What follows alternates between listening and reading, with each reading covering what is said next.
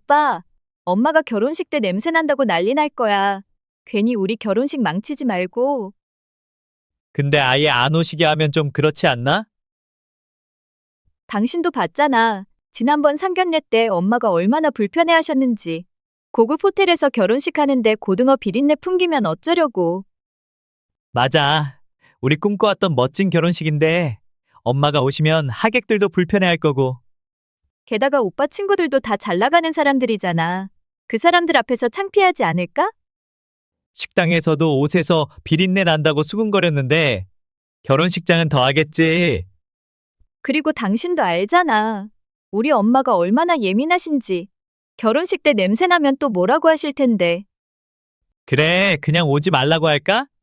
어차피 우린 서울 가서 살 건데 나중에 따로 식사나 한번 하자고 하면 되잖아. 그게 좋겠어. 근데 어떻게 말할 거야? 직접적으로 냄새 난다고 하긴 좀. 알았어. 내가 잘 말해볼게. 근데 우리 둘 다 지옥 가겠지? 에이, 우리가 뭘 그렇게 잘못했다고. 서로 좋은 게 좋은 거지. 맞아. 이제 우리도 격이 있어야지. 엄마는 이해하실 거야. 안녕하세요. 부산에 사는 70세 이순자입니다. 저는 젊은 시절 남편과 함께 열심히 살며 소박한 가정을 꾸려왔습니다. 남편은 새벽마다 신문을 배달하며 가족을 위해 애썼고 저는 그의 든든한 아내로서 곁을 지켰습니다. 하지만 어느 날 남편이 새벽 신문 배달 도중 뺑소니 사고로 세상을 떠났습니다. 그 이후로 저는 고등어 포장일을 하며 하루하루를 버텨왔습니다. 지금은 아들로 인해 몸과 마음이 많이 힘이 듭니다. 아들이 결혼을 준비하면서 시작된 갈등이 결국 저를 깊은 상처로 몰아넣었기 때문입니다. 사랑하는 아들이 저를 외면하고 속였던 일, 그리고 그 과정에서 겪은 수많은 감정들이 여전히 가슴 한켠을 아프게 합니다. 저의 이야기를 들으시고 따뜻한 위로와 격려의 댓글 부탁드립니다. 구독과 좋아요는 저에게 큰 힘이 됩니다. 늦은 저녁 아들이 퇴근하고 들어오더니 제게 외식하러 가자고 했습니다. 평소 같았으면 피곤하다며 방으로 들어갈 시간인데 아들의 얼굴에는 수줍은 미소가 가득했습니다. 퇴근하고 바로 집에 온 아들의 와이셔츠는 구겨져 있었지만 향수 냄새가 나는 걸 보니 무슨 특별한 일이 있나 싶었습니다. 아들은 동네에서 제일 큰 삼겹살 집으로 저를 데리고 갔습니다. 평소 즐겨가던 식당이 아닌 곳으로 와서 삼겹살을 시키는 모습이 어색해 보였습니다. 고기가 노릇하게 구워질 때까지 아들은 젓가락으로 밥알만 만지작거렸습니다. 무언가 할 말이 있어 보였지만 쉽게 꺼내지 못하는 듯 했습니다. 엄마! 오늘은 제가 소개해드릴 사람이 있어서요. 아들의 말이 채 끝나기도 전에 식당 문이 열리며 한 여자분이 들어왔습니다. 하얀 원피스를 입은 예쁜 아가씨였습니다. 아들은 벌떡 일어나 아가씨를 맞이했고 제게 인사를 시켰습니다. 아들은 여자친구의 손을 잡고 앉았습니다. 긴장한 듯 손에 땀이 나는지 손수건으로 손바닥을 자꾸 닦았습니다. 여자친구는 공손하게 인사를 했고 수줍은 미소를 지었습니다. 하지만 목과 팔에 보이는 문신이 눈에 들어왔습니다. 처음에는 옷의 무늬인 줄 알았는데 자세히 보니 문신이었습니다. 순간 당황스러워 말을 잇지 못했습니다. 35년을 키운 아들이 문신한 여자를 만난다는 생각을 해본 적이 없었기 때문입니다. 아들은 제 표정이 굳어지는 걸 보고 서둘러 설명을 시작했습니다. 여자친구는 타투이스트예요. 전문 타투샵에서 일하는 예술가예요. 요즘은 타투도 하나의 예술이래요, 엄마. 타투이스트라는 말도 생소했습니다. 예전에는 족보기나 하는 것으로만 알았던 문신이 이제는 직업이 되었다니 세상이 많이 변했나 봅니다. 여자친구는 정중하게 자신의 이야기를 들려주었습니다. 미술을 전공하고 타투 아티스트가 되기까지의 과정, 작품 하나하나에 담긴 의미들을 설명했습니다. 이야기를 들으니 단순히 문신을 새기는 게 아니라 정말 예술 작품을 만드는 것 같았습니다. 아들은 여자친구의 이야기가 끝나자 제 손을 잡았습니다. 엄마, 저 결혼하고 싶어요. 허락해주세요. 밥을 먹는 내내 아들은 여자친구를 바라볼 때마다 행복한 미소를 지었습니다. 아들이 이렇게 좋아하는 사람을 만난 것은 처음이었습니다. 남편과 사별하고 혼자 키운 아들이라 더 마음이 쓰였는데 이제야 제 짝을 만난 것 같아 보였습니다. 비록 예상치 못한 직업을 가진 며느리지만 아들을 진심으로 사랑하는 마음이 보였습니다. 둘이 밥을 먹는 모습을 보니 서로를 깊이 아끼고 배려하는 게 느껴졌습니다. 그날 밤 아들과 며느리가 될 사람을 바라보며 생각했습니다. 세상은 바뀌었고 내 생각도 바뀌어야 할 때가 온 것 같았습니다. 아들이 선택한 사람이니 이제는 제가 마음을 열어야 할 차례였습니다. 결혼을 결심한 두 사람을 위해 첫 상견례 자리가 마련되었습니다. 서울에서 유명 식당을 운영하시는 사돈들 분들이 부산으로 내려오셨고 호텔 한식당 룸에서 처음 만나게 되었습니다. 아침부터 긴장된 마음으로 준비했습니다. 평소 고등어 포장 일을 하다 보니 손에 밴 비린내가 걱정되어 새벽부터 일어나 손을 수십 번 씻고 향수도 뿌렸습니다. 검은색 정장도 며칠 전부터 세탁소에 맡겨두었다가 찾아왔고 미용실에서 머리도 단정하게 손질했습니다. 아들은 아침부터 안절부절 못하며 넥타이를 몇 번이나 다시 매었습니다. 평소에는 혼자서도 잘 매던 넥타이인데 오늘따라 손이 떨려 제대로 되지 않는다며 짜증을 냈습니다. 예비 며느리는 부산대학교를 졸업하고 부산에서 타투샵을 운영하면서 자리를 잡았다고 했습니다. 부모님은 서울에서 20년 넘게 식당을 운영하시는 자수성가한 분들이라고 들었습니다. 호텔 로비에 도착하니 사돈들 분들이 먼저 와 계셨습니다.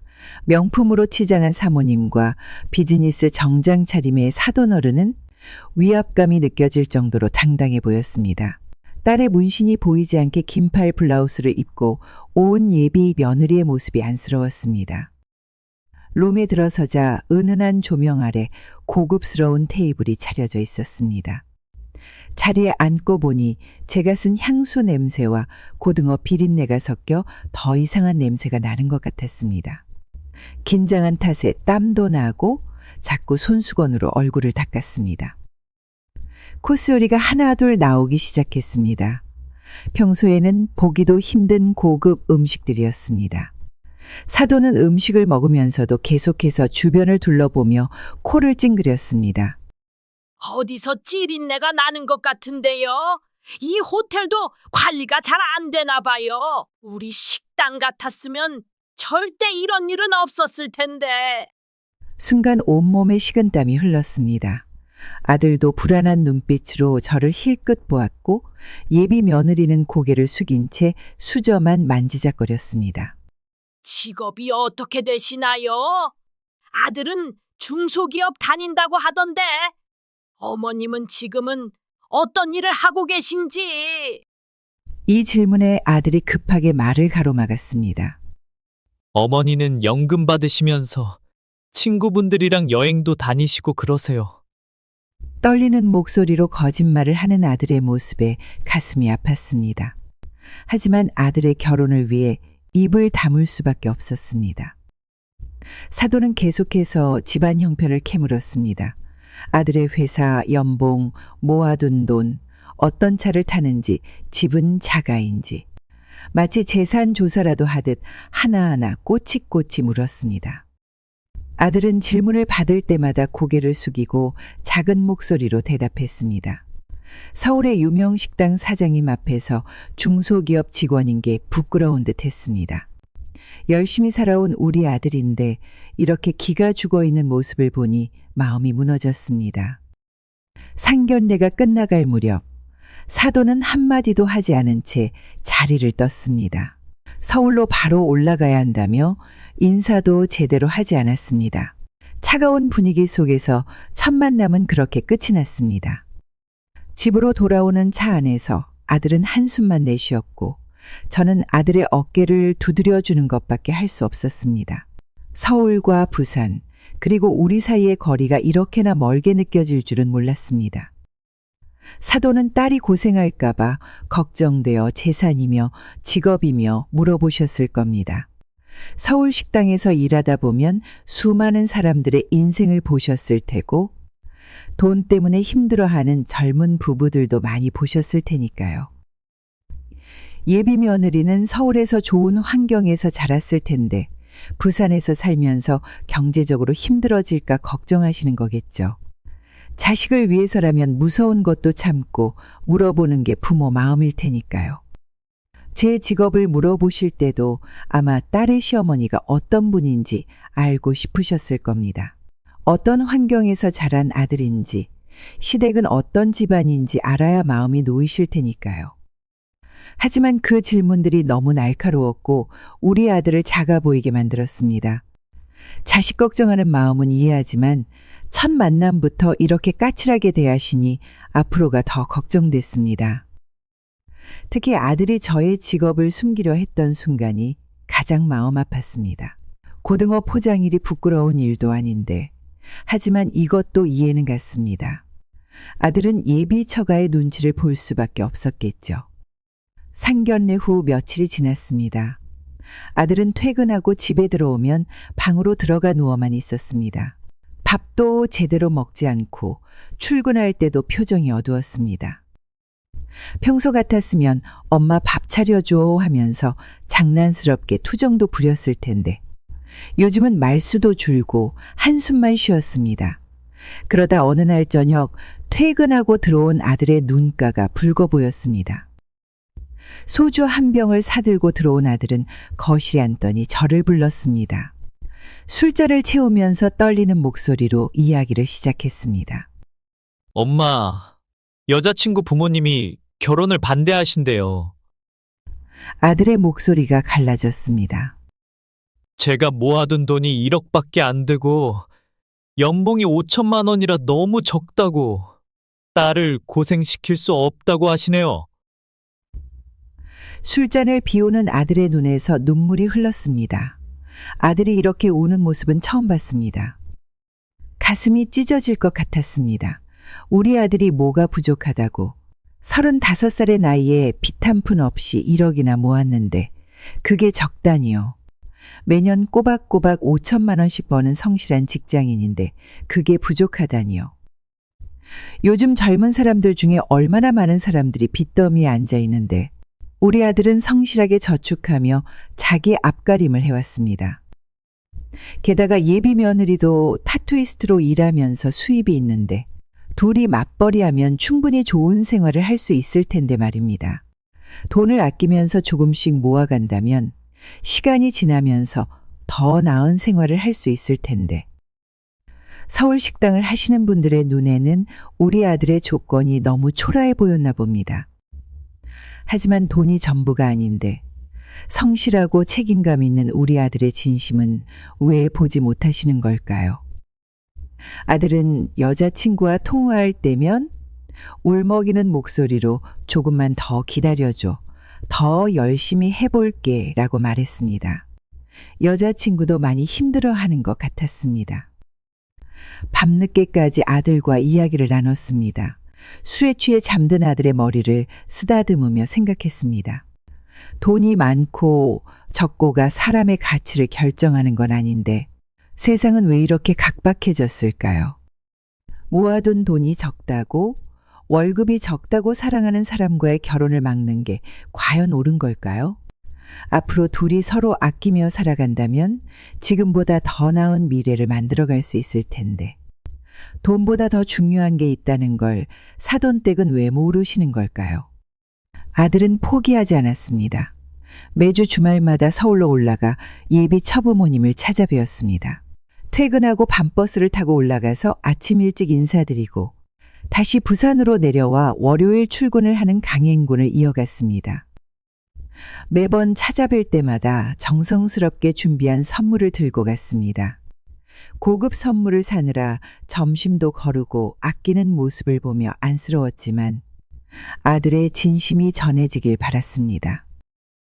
한 달, 두 달, 시간이 흘렀습니다. 아들은 지칠 줄 모르고 서울과 부산을 오갔습니다. 예비 처부모님 가게 일도 도와드리고 심지어 주말에는 서빙까지 하면서 정성을 보였다고 합니다. 그러던 어느 날 아들이 화난 얼굴로 퇴근하고 들어왔습니다. 엄마, 드디어 결혼 허락받았어요. 끈질긴 정성에 예비 처부모님의 마음이 조금씩 열렸다고 했습니다.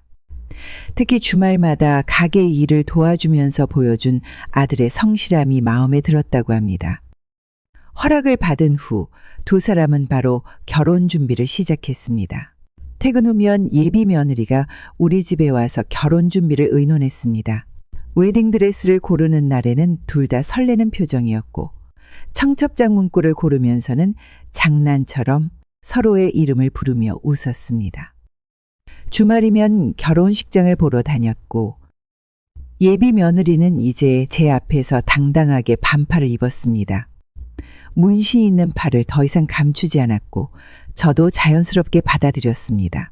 오히려 그 모습이 더 편해 보였습니다. 결혼식 날짜도 잡고 두 사람은 매일 밤 행복한 미래를 그렸습니다. 서로를 바라보는 눈빛이 그렇게 예쁠 수가 없었습니다. 힘들었던 시간을 이겨내고 더 단단해진 두 사람의 사랑을 보며 저도 마음이 따뜻해졌습니다. 돈이나 조건보다 중요한 게 진심이라는 걸 두 사람이 증명해낸 것 같았습니다. 예비 며느리에게서 단둘이 만나자는 연락이 왔습니다. 평소엔 아들과 함께 왔는데 이번엔 혼자라니 무슨 일인지 궁금했습니다. 동네 카페에서 만난 예비 며느리의 표정이 어딘가 불안해 보였습니다. 커피를 주문하고 자리에 앉아 조심스럽게 말을 꺼냈습니다. 어머님, 결혼식 장소 때문에 말씀드릴 게 있어서요. 서울에서 결혼식을 올리고 싶다고 했습니다. 하객 대부분이 서울에 있어서 그렇다고 하니 이해가 갔습니다. 괜찮다고 말했더니 예비 며느리의 표정이 더욱 굳어졌습니다. 사실 부모님께서 한 가지 조건을 더 말씀하셨어요. 떨리는 목소리로 이야기를 이어갔습니다. 부모님이 서울에 신혼집을 마련해 주길 바란다고 했습니다. 아파트를. 커피잔을 만지작거리며 어려운 부탁을 꺼내는 예비 며느리의 모습이 안쓰러웠습니다. 하지만 그 다음 말에 온몸이 굳어버렸습니다. 사실 부모님이 서울 아파트를 사는 조건으로 결혼을 허락하신 거예요. 제가 오빠가 결혼하려면 어머님이 도와주실 수 있으세요? 순간 머릿속이 하얘졌습니다. 끈질기게 찾아뵙고 정성을 다해 설득한 것이 아니었던 거죠. 단지 돈 때문에, 아파트 때문에 결혼을 허락한 것이었습니다. 예비 며느리는 계속해서 말을 이었습니다. 서울 아파트 값이 얼만지, 아들의 저축액은 얼마나 부족한지, 마치 미리 준비해 온 것처럼 구체적인 금액들을 말했습니다. 가슴 한켠이 무너져 내렸습니다. 이제 알겠습니다. 왜 갑자기 결혼을 허락했는지. 매주 서울을 오가며 정성을 다한 우리 아들의 진심은 중요하지 않았던 거죠. 하지만 예비 며느리 앞에서 감정을 드러낼 수는 없었습니다. 알겠다. 생각해 볼게 라는 말만 남기고 자리에서 일어났습니다. 집으로 돌아오는 길이 왜 이렇게 멀게 느껴지는지 발걸음이 무거웠습니다. 우리 아들이 이 사실을 알면 얼마나 상처받을까 생각하니 눈물이 났습니다. 집에 돌아오니 아들이 현관에서 기다리고 있었습니다. 며칠째 잠도 제대로 못 잔 듯 피곤한 얼굴이었습니다. 거실에 앉더니 어렵게 입을 열었습니다. 엄마, 오늘 예리 만나셨죠? 아들의 목소리가 떨렸습니다. 예비 며느리가 먼저 연락했던 것도 아들이 다 알고 있었던 것 같았습니다. 서울에서 살았으면 좋겠대요. 혹시 엄마가 도와주실 수 있을까요? 얼마가 필요하냐고 물었습니다. 아들은 고개를 푹 숙인 채 5억 아니면 6억 정도라고 말했습니다. 숫자를 말하면서도 목소리가 작아졌습니다. 순간 숨이 막혔습니다. 5억이라니 고등어 포장이라면서 하루하루 살아가는 제가 어떻게 그 큰 돈을 마련할 수 있을까요? 하지만 아들 앞에서 충격받은 내색을 할 수는 없었습니다. 잠시 생각하다가 조심스럽게 말을 꺼냈습니다. 서울에 전셋집 구해서 먼저 살아보는 건 어떨까? 신혼부부니까 큰 평수가 필요한 것도 아니고 둘이 맞벌이 하면서 돈도 모아보고 그러다가 여유가 생기면 집을 사는 것도 방법일 것 같은데? 아들의 얼굴이 굳어졌습니다. 아마도 예비 처가에서는 이미 아파트를 사는 것을 전제로 이야기가 진행된 모양이었습니다. 제 말이 끝나자 아들은 한동안 아무 말도 하지 못했습니다. 방으로 들어가는 아들의 뒷모습이 왜 이리 초라해 보이던지 밤새 잠을 이루지 못했습니다. 아들을 위해서라면 무엇이든 해주고 싶은 마음이지만 이건 제가 해결할 수 있는 문제가 아니었습니다. 결혼이 돈으로 결정된다는 게 너무나 서글펐습니다. 아들과 예비 며느리는 바쁘게 결혼식 준비를 하고 있었습니다. 주말마다 돌아다니며 결혼식 용품을 고르고 식장 예약도 마쳤습니다. 그러던 어느 날 저녁 아들이 퇴근하고 들어오더니 무거운 표정으로 제 앞에 앉았습니다. 엄마, 결혼식에 안 오셔도 될 것 같아요. 가슴이 철렁 내려앉았습니다. 이제 결혼식 날짜도 잡혔는데 갑자기 왜 이런 말을? 아들의 얼굴은 창백했고 말을 꺼내기가 힘든 듯 입술을 깨물었습니다. 왜 그러냐고 물으니 아들은 한참을 머뭇거리다 입을 열었습니다. 어제 여자친구 부모님께 전세 이야기를 꺼냈더니 저보고 사기꾼 같은 놈이라고. 목소리가 떨리고 있었습니다. 처음 약속과 달리 아파트를 못 사니까 사기를 쳤다고 딸을 속였다고 화를 내셨다고 합니다. 아들은 전세라도 구해서 시작하면 열심히 돈을 모아 나중에 아파트를 살 수 있다고 설명드렸지만 사돈은 더 큰 소리로 화를 내셨다고 했습니다. 딸을 데리고 사기치려고 했냐며 돈도 없는 놈이 결혼은 무슨 결혼이냐며 소리를 지르셨다고 합니다. 결국 여자친구와도 이야기를 나눴고 당분간 결혼은 하지 않기로 했다고 했습니다. 아들의 눈에서 눈물이 흘렀습니다. 결혼식 준비를 하면서 꿈꿨던 모든 것들이 한순간에 무너져 버린 거죠. 사기꾼이라니. 성실하게 살아온 우리 아들을 그렇게 매도하다니. 아들을 안아주고 싶었지만 그러면 아들이 더 무너질 것 같았습니다. 그저 아들의 어깨를 토닥여주는 것밖에 할 수 있는 게 없었습니다. 물론 아들이 상처받은 게 마음 아프지만 오히려 결혼이 취소된 게 다행이라는 생각도 들었습니다. 이런 집안과 결혼했다면 아들이 평생 돈 때문에 속상해하며 살았을지도 모르니까요. 지금은 힘들겠지만 우리 아들은 더 좋은 인연을 만날 거라 믿었습니다. 돈보다 사람의 진심을 알아봐주는 좋은 인연이 분명 있을 테니까요. 매일 아침처럼 시장에서 고등어 포장 일을 하고 있었습니다. 비린내 나는 손을 앞치마에 문질러가며 열심히 일하던 중이었습니다. 아이고, 어머님. 길 건너에서 누군가 부르는 소리에 고개를 들어보니 아들 친구 어머니가 반갑게 손을 흔들며 다가오고 계셨습니다. 평소처럼 장 보러 나오신 모양이었습니다. 아들 결혼식은 잘 끝나셨어요? 신혼여행은 어디로 간다고 하더라. 워낙 갑작이라 저도 참석도 못했네요. 순간 손에 들고 있던 고등어를 떨어뜨릴 뻔했습니다. 귀를 의심했습니다. 결혼식이라니요? 신혼여행이라니요? 무슨 말씀이세요? 우리 아들이 결혼을요? 제 놀란 목소리에 친구 어머니도 어리둥절한 표정을 지었습니다. 네, 지난주에 아들이 결혼한다고 하던데 갑자기 일이 생겨서 조용히 한다고. 어머님은 모르셨나요? 온몸에 식은땀이 흘렀습니다. 아들은 분명 서울 출장이라고 했는데 제가 전화하면 바빠서 나중에 연락하겠다고만 하더니 친구 어머니는 제 창백한 얼굴을 보더니 뭔가 잘못됐다는 걸 눈치챘는지 급하게 자리를 피하셨습니다. 손은 떨리고 머릿속은 복잡했습니다. 고등어를 포장하는데 자꾸만 실수가 났습니다. 비닐봉지도 자꾸 찢어지고 손님께 거스름 돈도 잘못 드릴 뻔했습니다. 일하면서도 자꾸 눈물이 났습니다. 아들이 저를 속였다는 생각에 가슴이 찢어질 것 같았습니다. 35년을 키운 아들인데 결혼식도 모르게 하고 이렇게 몰래 떨리는 손으로 아들에게 전화를 걸었습니다. 신호음만 계속 울리다가 끊겼습니다. 옆에서 일하시던 분들이 걱정스러운 눈빛으로 저를 바라보았습니다. 결국 그날은 일찍 파장을 했습니다. 고등어 비린내가 배인 옷을 입은 채로 집으로 돌아왔습니다.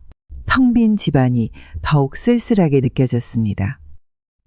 아들 방으로 들어가 보니 옷장이 조금 비어 있었고 평소 쓰던 가방도 보이지 않았습니다. 서랍을 열어보니 중요한 서류들도 없어져 있었습니다. 그제서야 실감이 났습니다. 정말로 결혼을 한 걸까요? 왜 엄마한테는 비밀로 했을까? 온갖 생각이 머릿속을 헤집었습니다. 밤새 잠을 이루지 못했습니다. 그렇게 며칠이 지났습니다. 아들의 전화도 안 받은 채로. 그러던 어느 날 퇴근하고 집에 들어와 보니 아들이 와 있었습니다. 아들은 거실에 앉아 있다가 저를 보자마자 급하게 이야기를 꺼냈습니다. 엄마, 제가 서울로 발령이 났어요. 내일 당장 올라가야 해서. 말꼬리를 흐리며 제 눈을 피했습니다. 갑자기 발령이라니. 회사에서 서울 발령은 한 번도 없었다고 하더니 아들의 방에는 이미 큰 캐리어가 놓여 있었고 짐도 거의 다 싸둔 상태였습니다. 마치 오래전부터 준비해온 것처럼 보였습니다. 전화도 제대로 받지 않던 아들이 갑자기 나타나서 서울 발령 이야기를 하니 뭔가 이상했습니다. 친구 어머니에게 들은 결혼 이야기도 있고 무언가 물어보려고 했지만 아들은 서둘러 짐을 들고 현관으로 향했습니다. 엄마, 나중에 다시 연락드릴게요. 서울 가서 잘 정착하면. 그렇게 말하고는 뒤도 돌아보지 않고 떠나버렸습니다. 말도 제대로 못 꺼내본 채 질문도 하지 못한 채 현관문이 닫히는 소리가 유난히 크게 들렸습니다. 텅 빈 아들 방에는 오래된 책 몇 권과 입지 않는 옷가지들만 덩그러니 남아 있었습니다. 아들의 흔적이 거의 사라져버린 방을 보니 이게 정말 발령 때문일까 하는 의심이 들었습니다. 회사에 전화해서 물어볼까 하는 생각도 들었지만 한편으로는 아들을 믿고 싶은 마음도 있었습니다. 저녁 내내 텅 빈 집에 혼자 앉아 생각했습니다. 결혼식 이야기, 갑작스러운 발령. 뭔가 아들이 제게 말하지 않은 이야기가 있는 것 같았습니다. 며칠 동안 고민하다가 아들에게 긴 메시지를 보내기로 했습니다. 떨리는 손으로 휴대폰을 잡고 한 글자 한 글자 정성스럽게 적었습니다. 아들아, 엄마야, 엄마한테 할 말이 있으면 솔직하게 말해주면 좋겠어. 내가 여자친구 소개시켜줬을 때 문신한 모습에 처음엔 놀랐지만 엄마는 너의 선택을 믿었어. 상견례 자리에서 사돈이 고등어 비린내 난다고 할 때도 내가 엄마 직업 숨길 때도 참았어. 결혼을 반대한다고 해서 내가 얼마나 힘들어했는지 서울 가서 매주 사돈을 찾아뵙고 정성을 다해 허락받았다고 좋아하던 내 모습이 아직도 생생해. 근데 갑자기 결혼식에 엄마 오지 말라고 하더니 이제는 발령 핑계로 짐 싸서 가버리고 아들 친구 어머니가 내 결혼식 이야기하시는 걸 들었어. 엄마는 내가 서울 출장 갔다고 알고 있었는데 혹시 결혼한 거니? 35년을 키운 엄마한테 이렇게 비밀로 하고 숨길 일이었니? 엄마가 못마땅했니? 고등어 포장하는 게 창피했니? 엄마는 내가 어떤 선택을 하든 이해하고 존중해주고 싶은데 이렇게 거짓말하고 숨기니까 너무 마음이 아프다. 진실을 알고 싶어. 엄마한테 솔직하게 말해주면 안 될까? 메시지를 다 쓰고 보내기 버튼을 누르는데 자꾸 망설여졌습니다. 하지만 이렇게 진실도 모른 채로 있을 수는 없었습니다. 결국 떨리는 마음으로 전송 버튼을 눌렀습니다. 아들이 이 메시지를 읽고 어떤 대답을 해줄지 기다리는 시간이 왜 이리 길게 느껴지는지 모르겠습니다. 아들에게 보낸 메시지 후 며칠이 지났습니다. 갑자기 아들이 집 앞에 나타났습니다. 평소처럼 명랑한 모습이 아닌 지쳐 보이는 얼굴이었습니다. 엄마, 죄송해요. 이제 모든 걸 말씀드릴게요. 거실에 앉은 아들은 한참을 머뭇거리다 입을 열었습니다. 여자친구 부모님이 우리 가족을 다 조사하셨어요.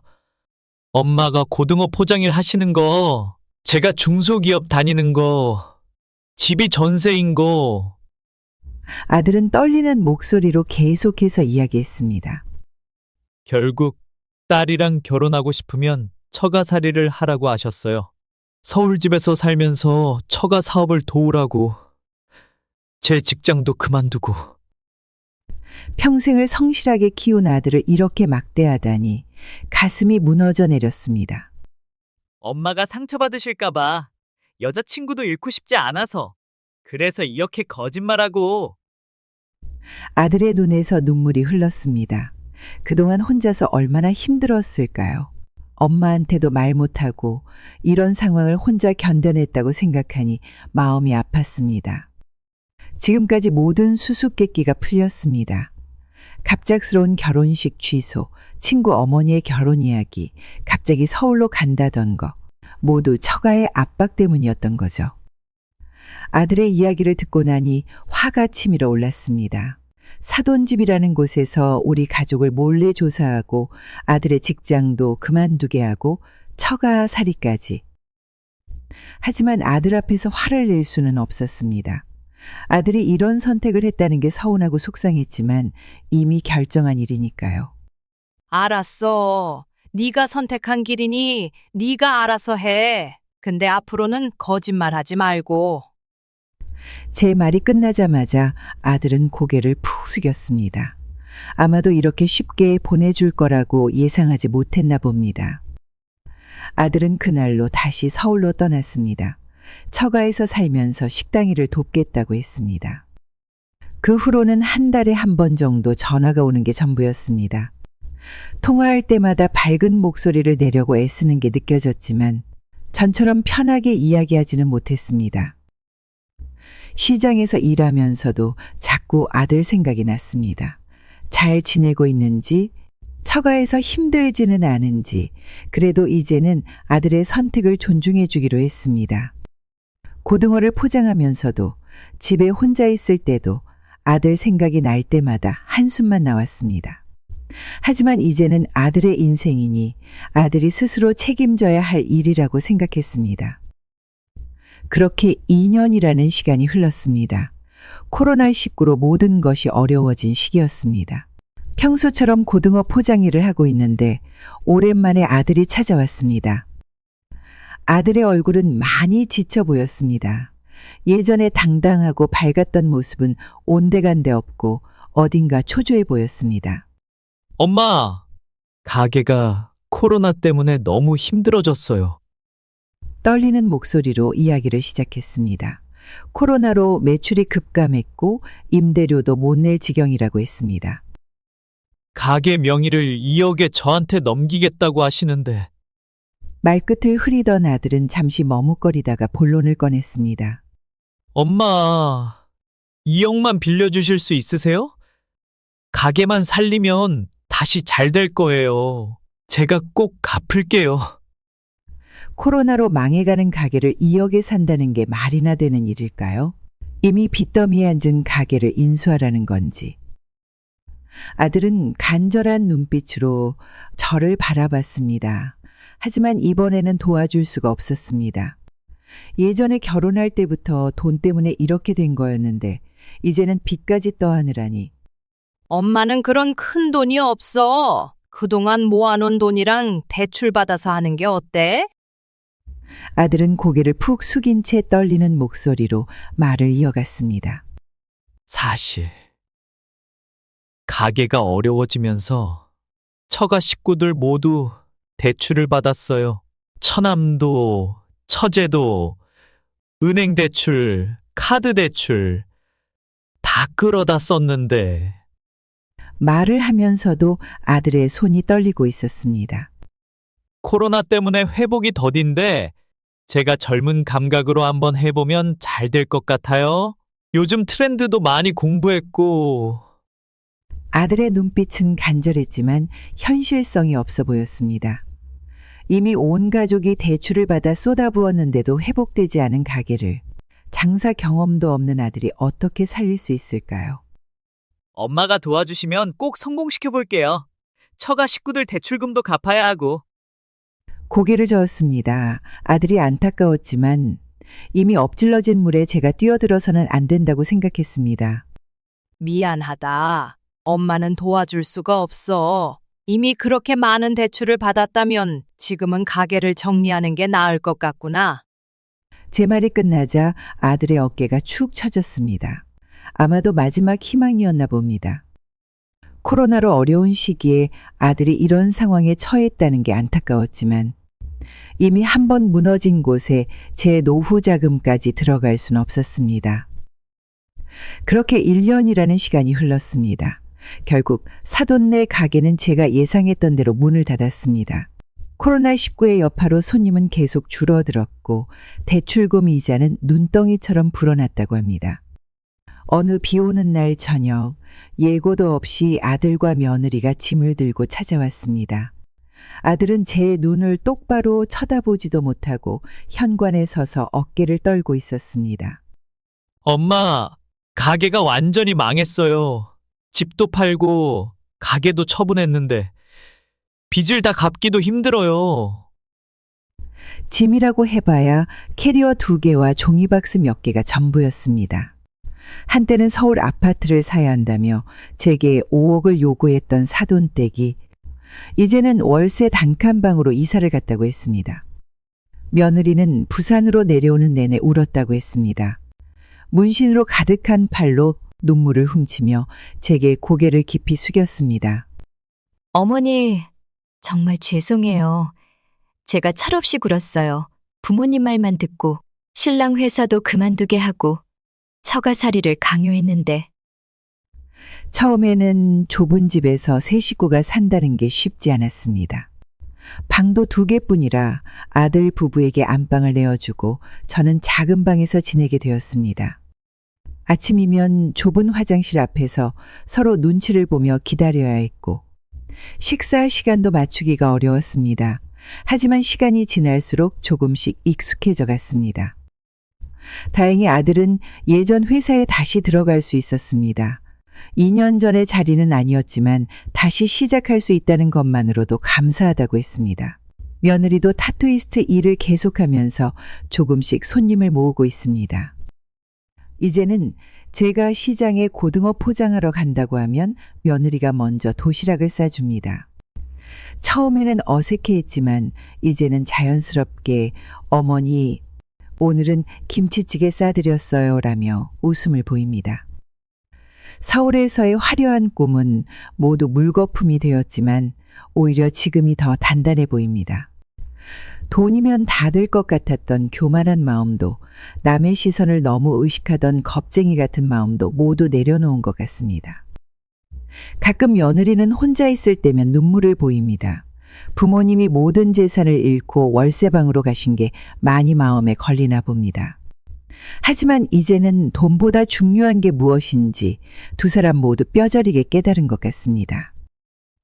돈 때문에 시작된 결혼이었지만 이제는 진짜 부부의 모습을 갖춰가고 있습니다. 아침마다 출근하는 아들의 넥타이를 메어주는 며느리의 모습을 보면 오히려 이런 게 진짜 행복이 아닐까 생각합니다. 사실 저는 그동안 아무것도 한 게 없었습니다. 그저 묵묵히 고등어 포장 일을 하면서 제 생활을 이어갔을 뿐입니다. 주변에서 모든 일이 일어났고 저는 그저 지켜보기만 했습니다. 하지만 미움이나 원망은 들지 않았습니다. 인간은 누구나 실수할 수 있으니까요. 욕심을 부리다가 돈에 눈이 멀다가 실수를 할 수 있는 것이 사람이라고 생각했습니다. 지금은 한 지붕 아래서 살고 있지만 서로의 생활을 존중하며 지냅니다. 저는 여전히 새벽에 일어나 시장에 가고 아들 부부는 각자의 일을 하며 새로운 시작을 준비하고 있습니다. 특별히 간섭하거나 터치하지 않습니다. 그저 며느리가 싸주는 도시락을 받아들고 시장에 가고 저녁이면 셋이서 밥을 먹는 정도입니다. 아들 부부는 아들 부부대로 열심히 살아가고 있고 저는 제가 살던 대로 살아갑니다. 가끔 퇴근하고 돌아온 아들이 엄마 고생하셨어요 라고 말할 때면 이런 게 진정한 가족의 모습이 아닐까 생각합니다. 화려하진 않아도 서로를 이해하고 존중하는 지금이 더 행복하게 느껴집니다. 여러분의 인생에도 이런 순간이 있으셨나요? 돈이면 다 될 것 같았던 순간들, 돈 때문에 사랑하는 사람들이 상처받고 가족이 흔들렸던 순간들. 하지만 결국 우리가 붙잡아야 할 것은 돈이 아닌 서로에 대한 신뢰와 사랑이 아닐까요? 지금은 비싼 집도 좋은 차도 없지만 이제는 서로의 마음을 더 깊이 이해하는 가족이 되었습니다. 매일 아침 도시락을 싸주는 며느리의 손길, 퇴근하고 돌아와 고생하셨어요 라고 말해주는 아들의 마음. 이런 작은 행복들이 모여 진정한 가족이 되어가나 봅니다.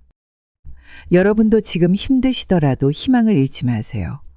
돈 때문에 가족을 잃지 마시고 자존심 때문에 사랑하는 사람을 놓치지 마세요. 진정한 행복은 통장 잔고가 아닌 서로를 보듬어주는 따뜻한 마음에서 시작된다는 걸 잊지 말아주세요. 오늘도 수많은 가정에서 힘겨운 시간을 보내고 계실 텐데 우리 모두 조금만 더 힘을 내봅시다. 여러분, 오늘도 시청해 주셔서 진심으로 감사드립니다. 이런 사연을 통해 우리 모두가 돈보다 소중한 것이 무엇인지 다시 한번 생각해 볼 수 있는 시간이 되었기를 바랍니다. 혹시 주변에 비슷한 고민을 하고 계신 분들이 있다면 이 영상을 공유해 주세요. 그분들에게 작은 위로와 희망이 될 수 있을 거예요. 앞으로도 여러분의 마음을 따뜻하게 해줄 수 있는 이야기들을 들려드리도록 하겠습니다. 구독과 좋아요, 그리고 여러분의 소중한 댓글은 제게 큰 힘이 됩니다. 다음 영상에서 더 좋은 이야기로 찾아뵙겠습니다. 감사합니다.